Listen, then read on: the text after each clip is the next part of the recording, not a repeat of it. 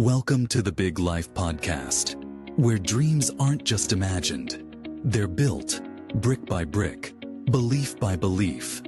Hosted by Neal Oates Jr. and Robin Lewis, this show is your invitation to discover your amazing capabilities, invest in your growth, and unleash your potential in ways you've only dreamed of.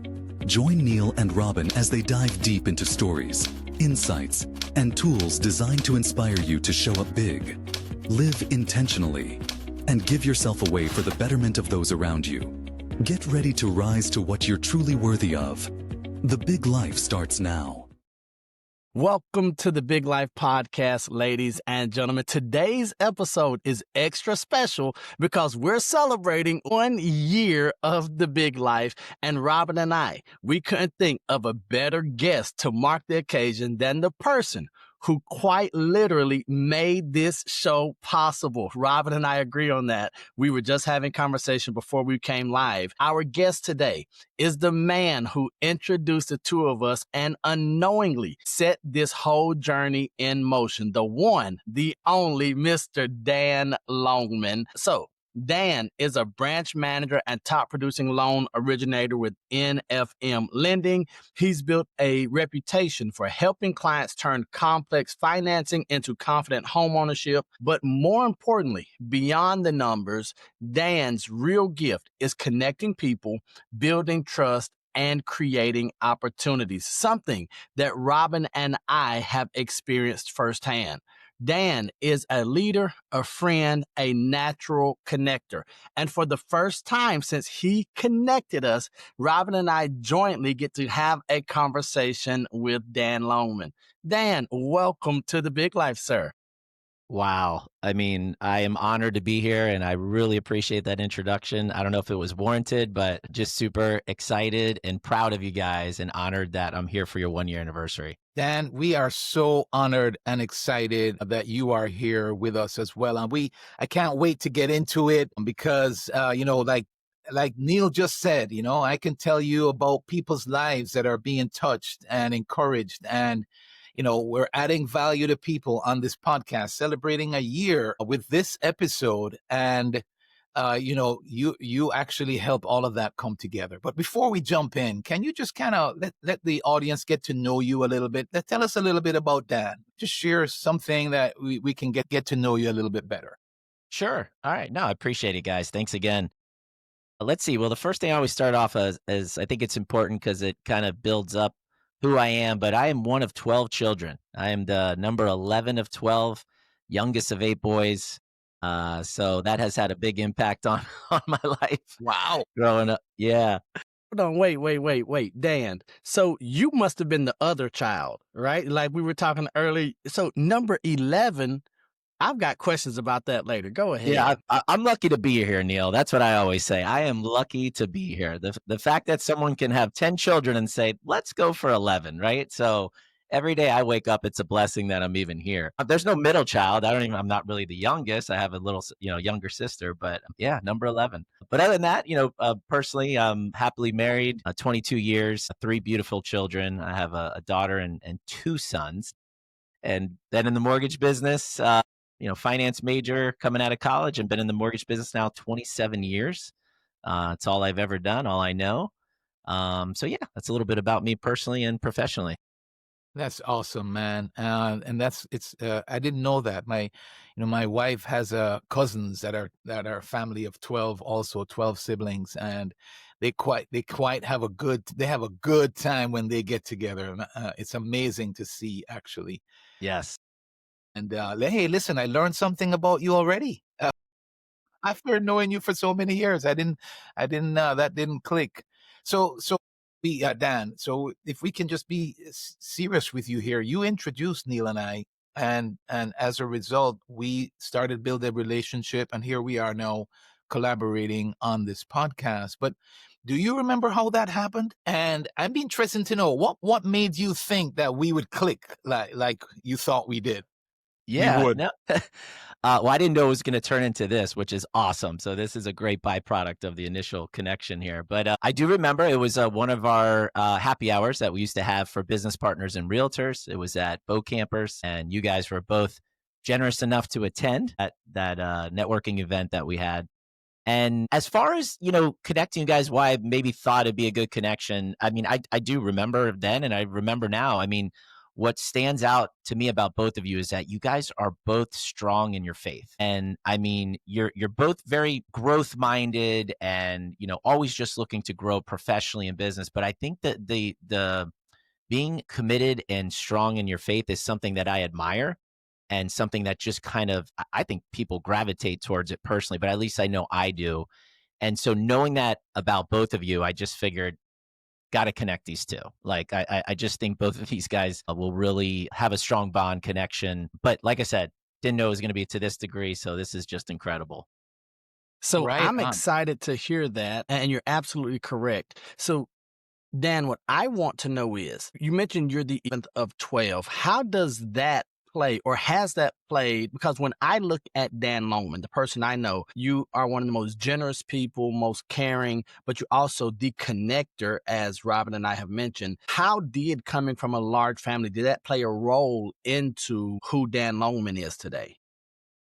Yeah, it's a lot of things kind of being at the bottom of the totem pole in the family. There's a lot of things you kind of learn. Maybe you learn from the mistakes of the older people and you try to correct. No, listen, I mean, one thing coming from a large family is nothing's ever given, right? Like it's, you have to earn your keep, so to speak. You have to fight for attention. And I guess just one of the things that I've always kind of been, and maybe this is even like I think about it in high school now, I think I got the award of Mr. Geniality, right? Like it was that ability to be likable and connect people and earn the respect for a lot of people. So maybe coming from a large family, that had some, impact on me and has just kind of followed me in life. But yeah, I mean, I think I can attribute it to just kind of being on the lower end of the totem pole in the family. That's very interesting. And there's so much to talk about, and so I don't want to stall too long here. But you just mentioned you had put on a happy hour, and just that thought, networking. You were very intentional about networking. So our listeners today they're interested in networking, right? Can you share a little bit of insight? Like when you walk into a room or a networking event, what's your mindset for creating meaningful connections? Like how do you go about creating meaningful connections at a networking event? Yeah, it's a great question. One quote that always sticks with me, and I remember reading this, and I think it was even in college, but it was Maya Angelou. Everyone knows probably this quote, but people are not going to remember what you said. They're going to remember how you made them feel, right? And that to me is the biggest thing. I think when I go into any sort of networking event, any conversation I have is, I want the person to feel something out of it, like feel the connection, feel the authenticity, feel that I'm really engaged with them and that I really truly care. And I tell my kids this. I'm like, well, you can be super talented, you could be super smart. Not that they are, but I'm saying, but I said, but one quality I want you guys all to have when you're with someone, whether it's your teacher, a friend, a colleague, whoever, is be likable. Like when they walk away from that conversation where they're like, wow, I really enjoyed that person. Like I enjoyed what he said and how he made me feel. And that's kind of, this goes back in business. I would say, like, are you in a transactional business relationship or is it relational?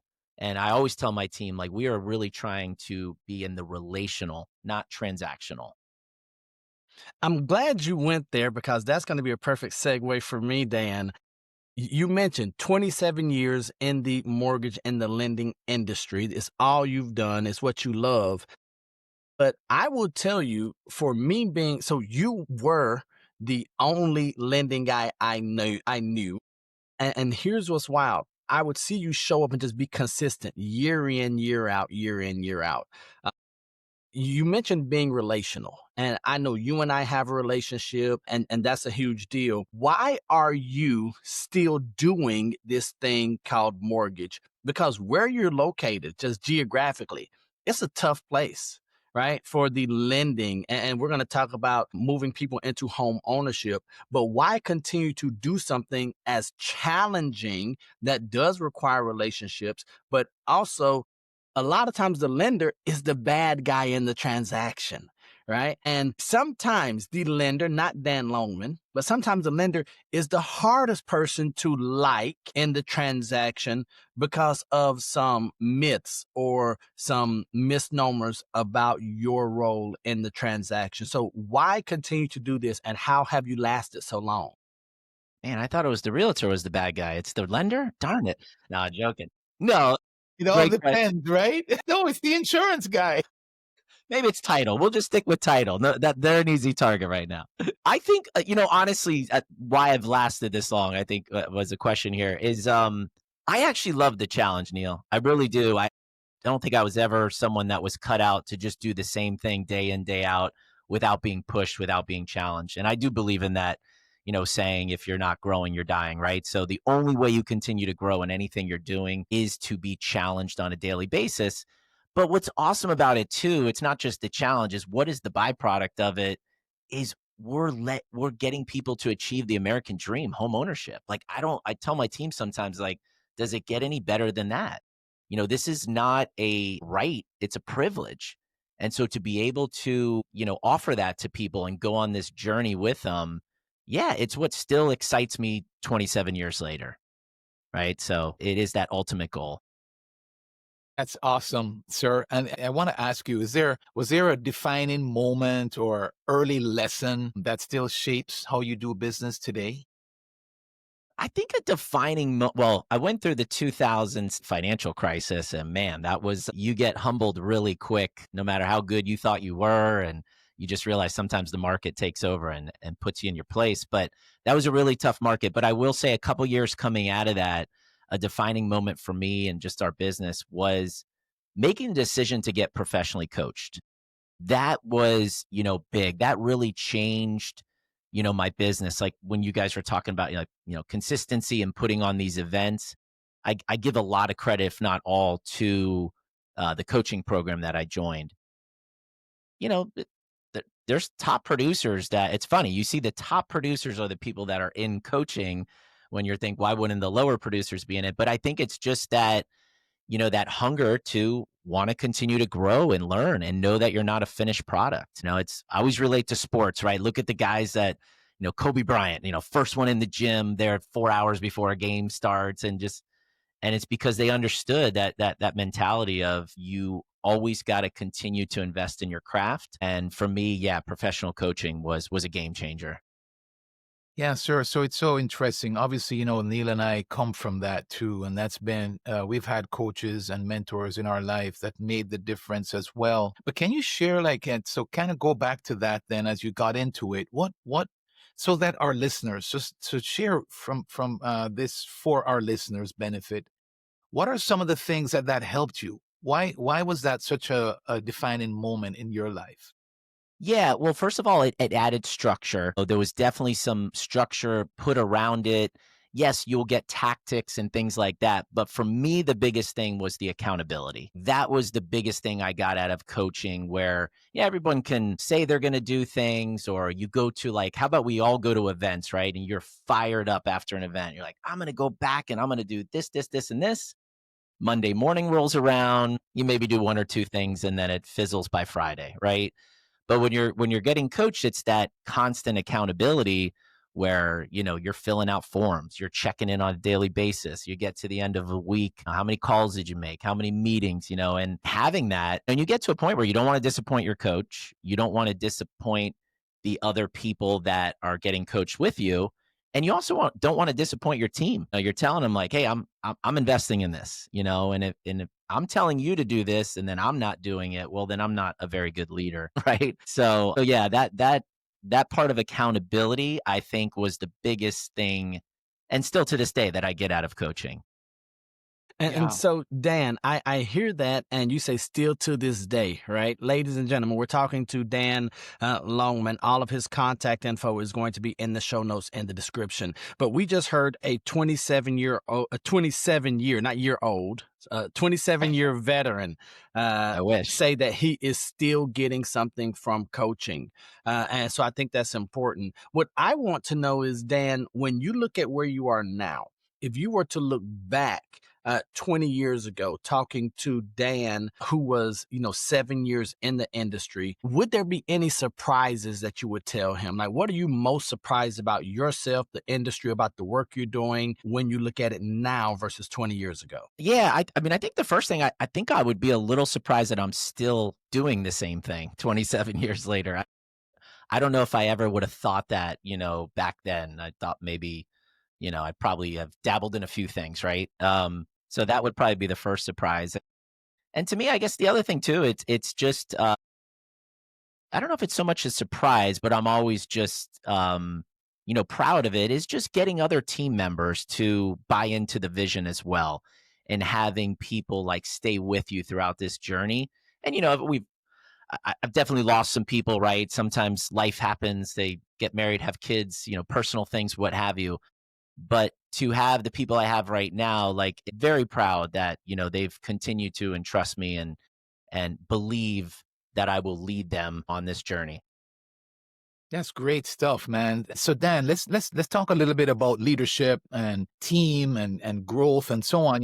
We have listeners that are leaders, aspiring leaders, owners, and so I think you can share some of your story to help all of us. Actually, you move from like originating loans to leading a branch, right? What's the biggest mindset shift going from doing the work to leading others? As you think about that shift that you made, what's the biggest mindset set shift that you would share?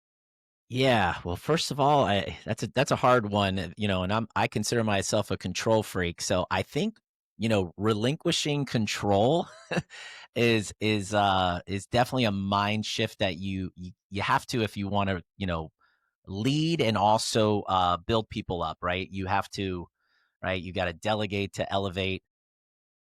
But so for me, that was a big thing, right? Because all of us, and I can speak for all three of us here, we probably think that we can do everything better than anybody else, right? So like we want to dive in, and it's hard to take a back seat sometimes, but you're doing a disservice for people if you don't. Like, the only way your team's going to grow and flourish is if you empower them, right? You got to let them. And someone told me, and one of my coaches said, if you can find someone that can do the job as 80% good as you can, 80%, right? Then let them do it. What's your highest and best use? You got to figure out what's my highest and best. You can't do all things, right? So you got to figure out your highest and best use and stay in that zone. Let the people do the things that, you don't really necessarily have to do, and still have a flourishing business. So yeah, I just really think you got to empower your team.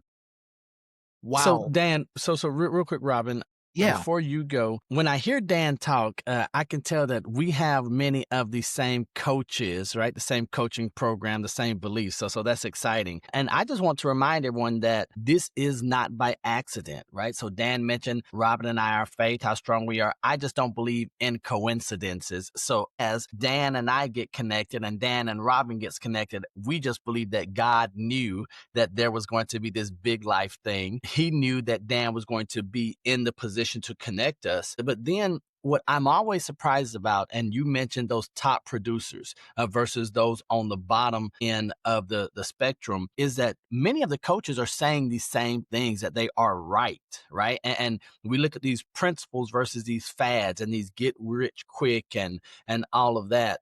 How have you been able to stay grounded, right? You mentioned 27 years in, you're still getting coaches or coaching. What keeps you grounded enough? What keeps you humble enough to say, yes, I still need a coach? Is it the results that you've experienced? Or is it the other side and you saying, if I don't have the coaching, I might become egotistical. That control freak might take over. Yeah, and I think you got to know yourself, right? Like, that's the thing. You really got to know yourself down deep, where if you realize you're going to get a little lazy, or you're going to get off your routine without having this accountability or this coaching, then yeah, you need to put those in place. You need to put those guardrails, so to speak, on you. And I've realized that about myself. And I think too, I go back to that 2008 crash, which was very humbling. One thing I learned from that is that, listen, you're not going to be at the top of the mountain forever. It could be gone in a second. So don't ever get too comfortable, right? Like don't get too comfortable. Just it doesn't mean to be in a panic mode or live in a state of fear, but it just to me that was a reminder of you got to keep your foot on the gas. You got to keep growing, learning, investing in your craft because you don't know. Might not be the result of what I do. It could be the result of the market or what other people do. So you can't just rely on things continuing the way they are. And this is why I think, adding coaching, investing in yourself, whatever it takes, spiritually, mentally, professionally, whatever it takes, you got to continue to invest in that. That's good stuff right there, man. That's rare. That's what it's all about. And I can't, our leader, our mentor, John Maxwell, 78 years old, is still applying what you just said. And it's something that I admire about him very much because he's achieved so much already, but yet he's doing what you just described, Dan, continuing to learn and grow. Because the reality is we never arrive, right? The more we grow is the more that we know we need to grow. Yeah, it's true. So, sir, a couple of things. Like one thing I must tell you, I admired as an insurance agent, having dealings with your company over the years, is that both you and Ken, from way back when I'm talking now, you guys were always kind of focused on culture and leading well and caring for your people and that type of thing. So I want to draw on from some of that because for somebody sort of on the outside, I could feel it, I could see it, I experienced it. And so a couple of things I want to ask. One is that what's one core value that defines your culture? When you think about leadership, what's one core value that defines your culture? Yeah, I would say so, our team, we have, 5 or 6 core values that we came up with together, but the one that always sticks out to me, and maybe it's because the industry we're in, is relentless communication. Communicate, you can't communicate enough with people, right? You can't. And I'm a believer of always getting in the last word. I'm just like, if someone says like they sent an email and there wasn't a response needed, I'm responding saying, I got it. Just want to let you know I appreciate it or I'm working on it. But relentless communication is, I think, one of our probably top core values that we've implemented together and that I just personally really believe in. How do you reinforce that on a day-to-day basis, Dan? What does that look like? Yeah, it starts with our team meeting. It's getting a pulse on our clients. What's happening. We'll go through our pipeline, but it's also just reminding the team, like, don't resort to just maybe an email or a text message. Make sure you're picking up the phone and calling that person. If someone seems confused or they seem, upset, like really dive in, like ask them, like, what can I help you with? What are you not understanding? Or do you need to get back on a phone conversation with Dan? We want to just over communicate with them so they feel good, or that they feel good, they feel comfortable with their decision. Neil, I'm hogging this, but just allow me one more. Like I want Dan, one of the things I struggled with, you just mentioned, for example, is team meeting. Do we have it daily? Do we have it weekly? Do we have it monthly? So you guys found a rhythm with that? And how often do you find ideal to have team meetings, for example, that you just mentioned? Yeah, and listen, it's been trial and error. I think it's difficult. We all could probably say, like, sometimes you're probably going, why the heck are we having this meeting? But I do realize consistency is key. So for us personally, we do a quick, I don't really call it a meeting. I call it a daily huddle where Yes. we'll just do like a 10-minute, sometimes it runs a little longer, 10, 15 minutes, but it's consistent. It's 9 a.m. every day. And look, like right now, today I'm not on it. The meeting still goes on though. Like they're still having it. So 9 a.m. And then we do a branch meeting weekly. That's every Friday. And that's a little bit more, relaxed and something that I love about that meeting that we do almost every meeting is we start off with, what are you grateful for today? Right. Another core value, by the way, is gratitude. But what are you grateful for today? And I love those Friday meetings. It's where you're not just talking about business, right? You're getting personal. But yeah, to answer your question, I would say any sort of meeting, huddle, whatever you want to call it, I think consistency Daily. is the key, and don't make it too long, right? They're gonna become disengaged very fast if you have these things, go for too long. Right on. Thank you very much. And Neil, I'm going to stop for a moment, sir, and allow you. For a moment. So Dan, you mentioned like, man, why the heck are we having this meeting? I can't speak for you all, but sometimes I'm like, why in the heck do I have a team, right? Because sometimes it's dealing with people. But I want to know you're dealing with people all day, every day. It's part of life, but also a part of business. So they could be first-time buyers, investors, affluent clientele, those who might have fewer economic means and resources. My question for you is, what has Dan Longman learned about people, regardless of income bracket or background, that he carries with him on a daily basis? Yeah. Well, everybody's looking for a deal, Neil. Everybody's looking for a deal. Everyone Now, wants to now, feel now, like hold, they're, hold, hold on, Dan. So the definition of a deal might be different, right? But yeah. everyone's looking for a deal. Yeah, I'm throwing a little humor in there, but everyone wants to win. I should say everybody wants to win in some form or fashion, right? And maybe the lowest interest rate, just being able to get the loan. But what I've also learned, and it goes back to what I was saying earlier, one of our core values is communication. I mean, everyone just wants to be heard, and they want you to take the time with them individually to explain it, right?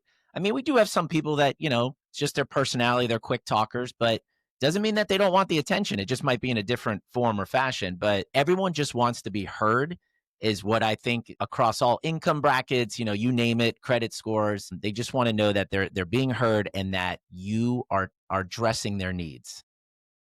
Awesome stuff. So, Dan, I do want to pivot here because I know this is a big part of your heart and why you mentioned you're still in it. You talk about this American dream of home ownership and how it's a privilege and not a right. Let's talk about home ownership here for a moment and why it's so important and why this drives you and your team to do this so much. So, what is it about the American dream? Yes, but what is it that really pushes you to be excellent and to live out the values and to show people that you care enough to listen individually every single time? Why is home ownership that important to you?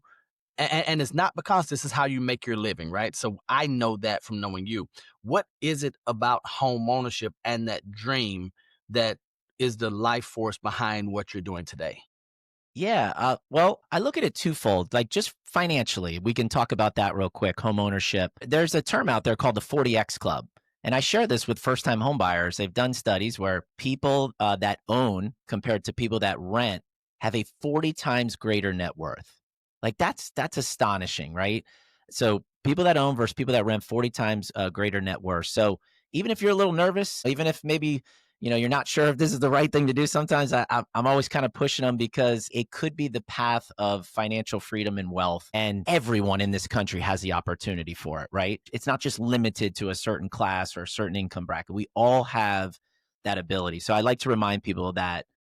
And then personally, why I believe in it so much, I just think the home, it's like where you start and end your day. There's so many memories made in the home. Like, I always say, like, on a Friday when I pull into that driveway, there's just something about my stress level goes down. It's just I get to walk in and see the family and sit outside on my lake there. And I'm just so grateful for it. And I want people to experience that same thing financially and personally, where this is a place where you're going to make memories. And I love, just real quick, and I know I'm going long winded, but I love when I can get a first time home buyer in a home and then see them at one of our movie events like 5-6 years later. And there's a couple little ones now running around and they're still in the same house and they're talking about, the stories and what they've done. And it just makes me feel good.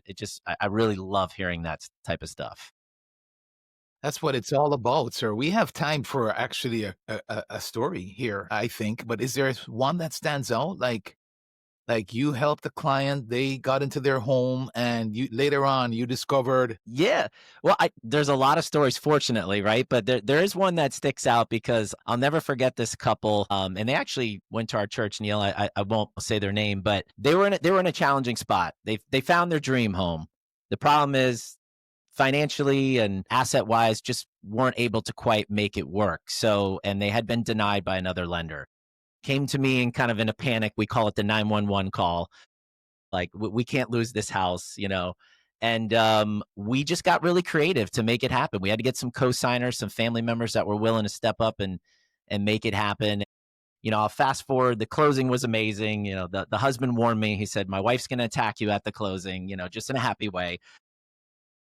But fast forward, I remember I went to a party they were having, and we were kind of friendly. I stay in touch with all my clients, but went to this party, and I'm talking 10, 12 years later, and the wife is literally introducing to me to everyone at the party, going, "This is the guy that got us this house. Like, this is the guy that got us this house." I'm like, "Stop it, stop." But she was just so proud, like 10 years later, and so that really felt good. Like, just really felt Yeah. good. And beautiful house, by the way. I understood why they couldn't let this one go. Yeah. Oh, that's so special. Thanks for sharing. So, Rob, I'm going to jump in here and you talk about a story. I am one of Dan's stories twice, right? Yeah. And so when I tell people about, they say, "Do you have a lender?" I'm like, "No, I don't. I have the lender, Dan Longman." And it doesn't matter where he is, the company doesn't matter what's going on. My wife and I, we have properties because of Dan Longman and coming in and making sure and walking us through the process. And so I think that that's important, right? When you find your person, when you find someone who aligns with you that you can trust wholeheartedly, you're going to say, "Well, I am not loyal to a company. I'm not loyal to a brand. I'm loyal to a person. And wherever Dan Longman goes, that's where I'm going." And so Oh man, I too am kind. a story as well.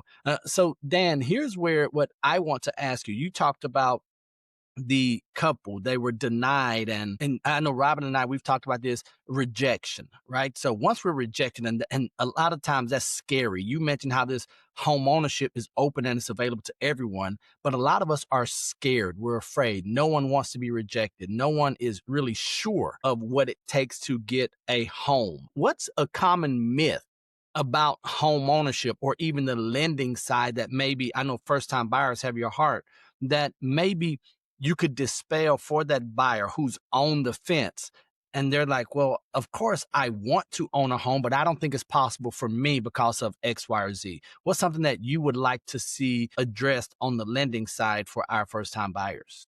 Yeah, and it's funny, just even the word application. Like sometimes when you tell someone like you got to fill out an application, they just are like, application means a possibility of being denied. And then people think if they're denied, they're going to go on like, some blacklist, or they're like in the industry wide, like this person's on a list and he can't be lent to ever, right? And it's not the case. I mean, what I would like to share, and I do share with first time homebuyers, is like, this is just step one. Even if you're not ready now, there's no harm in at least seeing, where you are right now in time. And by seeing where you are, by like taking that step and just applying, is we can then figure out a path towards homeownership in the future. Maybe it's you have to save a little bit more. Maybe there's a couple credit items that we can start working on. So I would encourage people, like, don't be nervous just because you're not ready right now. And it's me and you talking, right? Like, I'm not sharing this with like all these people and bankers and underwriters just sitting around going, this person is not credit worthy, or no, it's just us. It's just us. And I always encourage people, like, you can never get pre-approved too soon. Like, you can never, they're like, "We're not going to buy for a year." I'm like, I don't care. Like, let's see where you're at now. Let's get you in the system. Let's look, because I know what's going to happen. You're going to wait 11 months and then go start looking, and there's going to be some issue, and we could have addressed it 11 months ago. Right. So yeah, I would just encourage people, like, yes, it can be a challenging and overwhelming process. I get it, but you're never going to know unless you take that first step. Right on. That's good stuff. And for our listeners, we'll have Dan's contact information in the show notes. And Dan, before we part company today, we'll have you share the best way for people to get in touch with you, to have those types of discussions and so on. But I kind of want to learn a little bit more now about family and growth and how that all comes together, Dan. So like, that's something that we all struggle with. I think all of our listeners struggle with, and that's keeping balance between business and growth and family and enjoying life outside of work, right? So how do you personally keep that balance? I'm just going to come back to, I haven't really touched on it, but for me, it's just being grateful. It's gratitude. Like, I start every morning with a gratitude journal. I use the 5-minute journal. I've been doing it for the last 6 years. And I really just think it's puts perspective on life. We all have busy lives. We're balancing and juggling things at one time. I mean, even me personally, I know you guys know, I'll just share with our audience, like I have a daughter with special needs. My introduction to fatherhood was not a very easy one. Yeah, my oldest was open heart surgery at 4 weeks old and just a genetic diagnosis that followed. So, I don't, say that, for any sort of pity or anything, but it did kind of change my perspective on things. And I used to, really think I had it hard and this and that. But when you really step back and you start each day and you realize like, wow, I am super lucky to be able to do this and, have a family and have a home but just that little reminder. And some days are hard to find gratitude. It's okay. Like there are some days where you're like, well, I stare at the journal, right? And I'm like, what the heck am I writing today? But that's where I always go back to just find little wins, like little things. Don't set like huge things for the day. Just sometimes it can just be a little win and that's enough. So for me, to answer your question, it's definitely gratitude definitely keeps me grounded and something I learned from my father. So I give him credit. And so we're going to stay with the family here. Dan, I know that you're an amazing guy, but you are not the best part of the family, in my opinion. So I want you to talk about the importance of, because we hear it all the time, right? The most important decision that you can make in life is your spouse, right? And so I know that you are married to, for 22 years, an amazing woman, a leader, a strong personality. Talk about what it's like to have a spouse, a partner to do life with, maybe to counterbalance everything you have going on, if you would. Because I know Robin and I, we attribute so much of who we are and what we've been able to accomplish to Edna, to Joanna. And so I would love for you to just share and give Missy her flowers while we can. Oh, man, she's going to love this. No, absolutely. Behind every good man is a great woman. So there is no doubt, right? They are truly the better half. So yeah, Missy's no different. 22 years of marriage. Yeah, she's an incredible person. I mean, even just thinking of my daughter and, how hard that was for her as a mother. I just put on the bootstraps and went back to work, but she literally had to deal with the aftermath of it and just did an incredible job. And just to see her now and, co-founded a foundation, for her rare genetic syndrome that she has, and then getting involved, certain programs I know we talked about in a little bit in the beginning. She's just done an amazing job. And, she's challenged me. I mean, listen, I always say, like, if I come home and I'm stressed out, and even though I've had coaches and I have business partner, I mean, just talking to her, sometimes she'll put in perspective. And she is a therapist, right? So she is great at telling me all the things I do wrong, which is amazing. Like she will tell me like, you need to do this and this. But no, listen, the fact that she, pours into other people too, like she loves, trying to save marriages and trying to help kids that are going through depression and anxiety. And it just speaks to the woman she is. It's just truly amazing that she's got so much going on in our personal life with our daughter and, 2 other children, but she's willing professionally to, try to pour into other people too. So yeah, I'm very blessed, Neal. Very blessed. It's so amazing. And I'm glad Neal asked that question. And I feel like we could camp here for a bit of it, but I have to look at the clock. Maybe we'll have to have Dan back on, listeners. Like I know you're tuning in, you're zoning in as Dan shares this morning. But there you have it. So all of us have our thing, but special needs. I've heard that, like your daughter had heart surgery at how old? 4 weeks.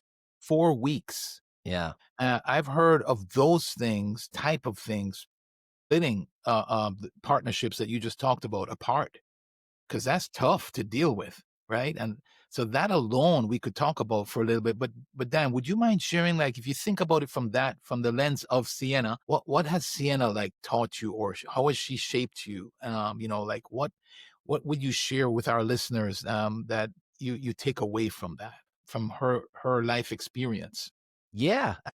So much, Robin. Like just it's incredible. And you are right. I just want to like address that. I mean, we know the statistics. It was like 70% divorce rate with, having a child with special needs.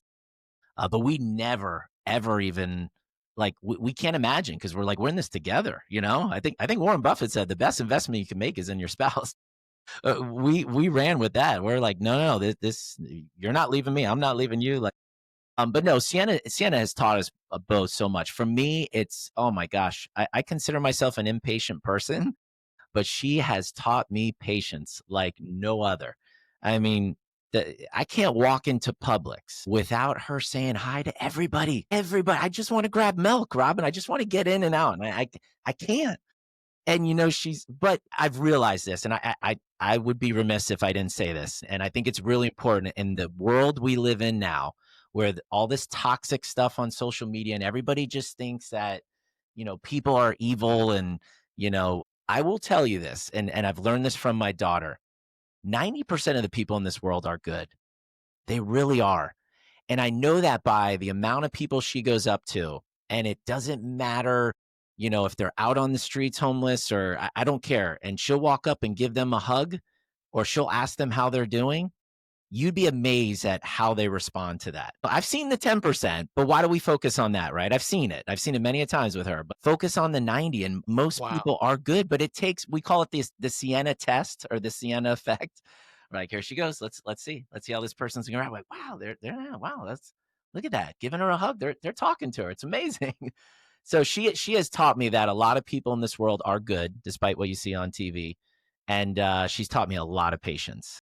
So for that, I'm forever grateful for having her in my life. So we feel blessed, very blessed. Right on. So I want to jump in here and talk about the other children, right? Your two sons. For them, you mentioned that your introduction into fatherhood was not an easy one. I want to know, what is it like or how do you and Missy interact? How do you have those conversations with your sons who are in that position where, okay, rightfully so, additional attention must be given over here, but we're also going to make sure that we love on you, that you get what's required of us, because there's a lot for them as young men, as boys growing up, that they're having to endure, that they're having to be patient with themselves, that they're having to learn and adapt to. So what does that look like? How do you have those conversations? Because now you aren't talking to colleagues or team members,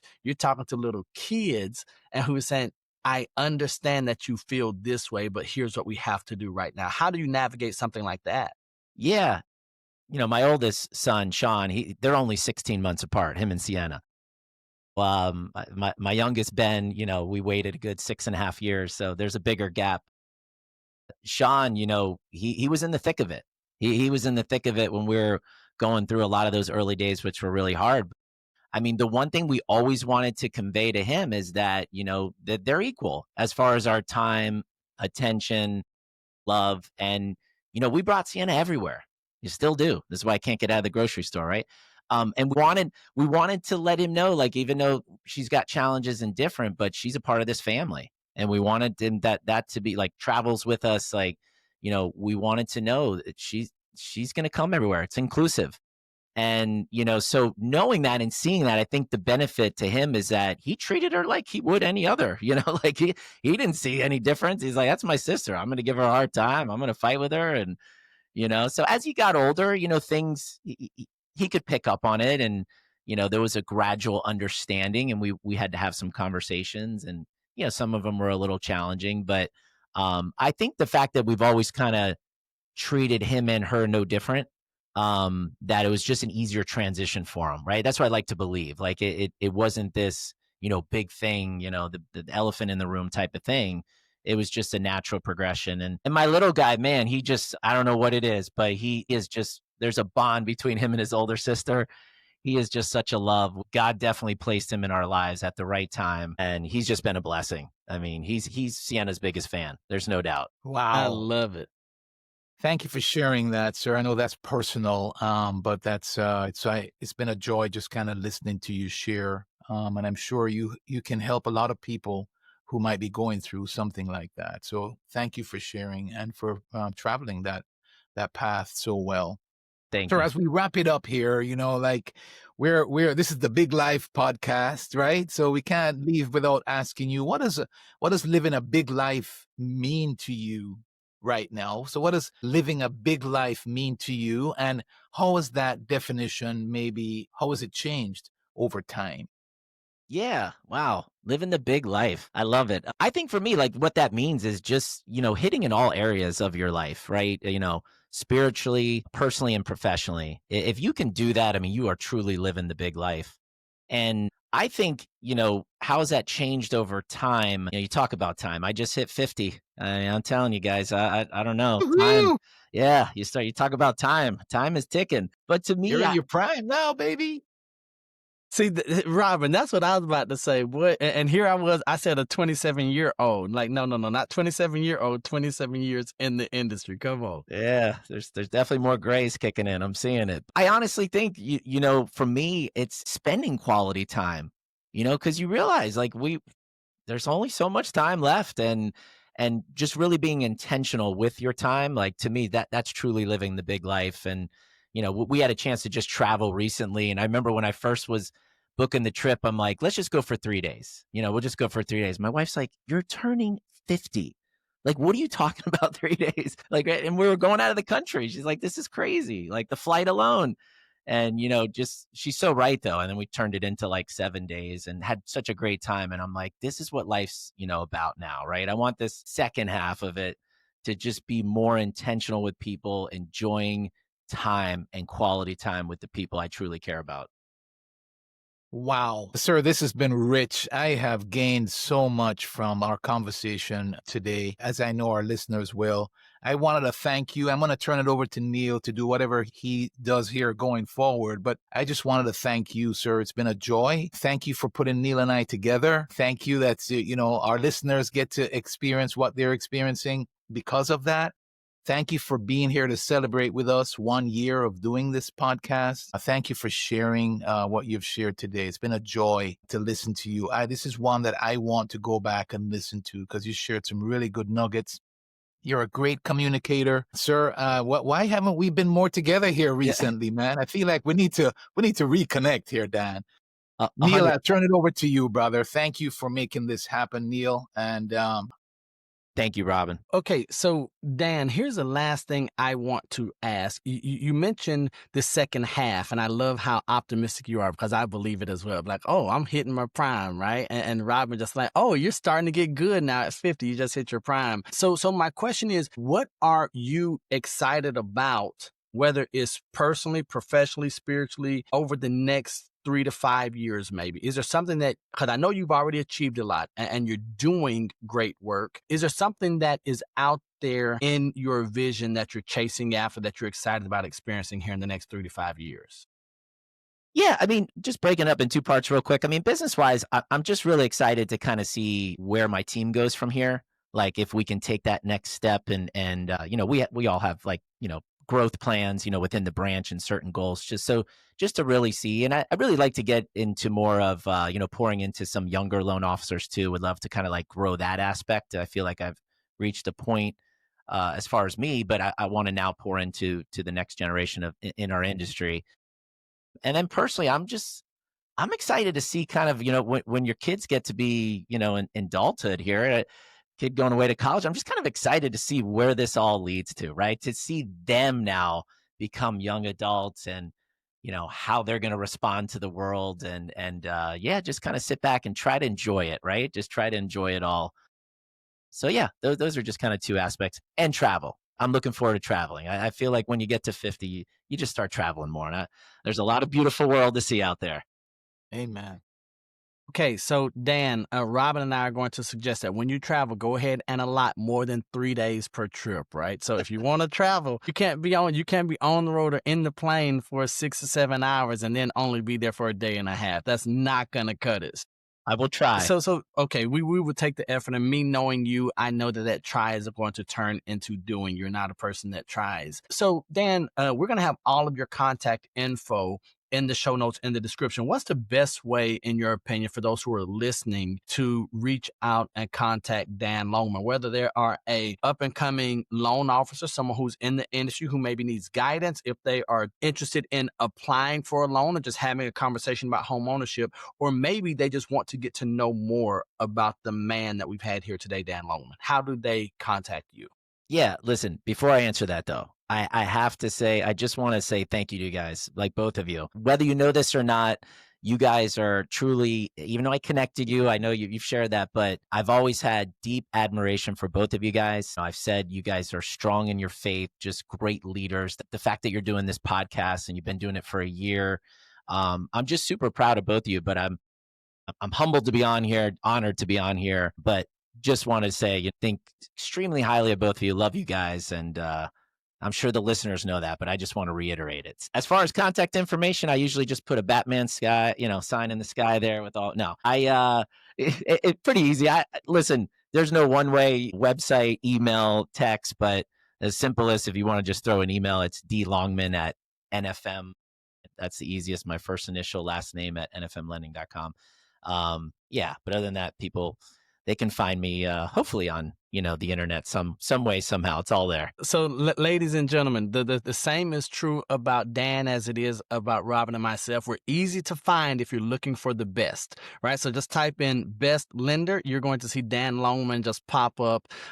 D Longman at nfmlending.com. Dan, it has been an absolute honor, privilege, and a pleasure, sir. This is a full circle moment for Robin and myself. I know that from here, with those accountability partners that we are, I'm expecting some great things to happen collectively as we go forward. And Dan, you and I, we have the benefit of having Robin, who has already experienced having a child leave home, go through college, go into adulthood. So we get to lean on him and his experience of that. And so we were excited to stay connected. Robin, anything you have for the people before we let Dan get his last word in? Dan, I just say love you right back, and I'm really proud of you, and thank you for being here. And to our listeners, this is one to share without a doubt. I know you benefited from this conversation that we've had, and we just encourage you to share this with others. Subscribe if you haven't subscribed already, so you can get an update weekly as we drop these shows. And Neal, I appreciate you, sir. Congratulations on a year. I've grown so much as a result of it. I'm very excited about the future, and I look forward to, I'm proud of you, proud of our friendship, grateful, and look forward to great things to come.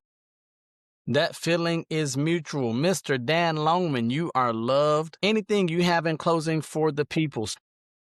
I just want to thank everyone. You continue to tune into The Big Life, because this is where it's at, right here.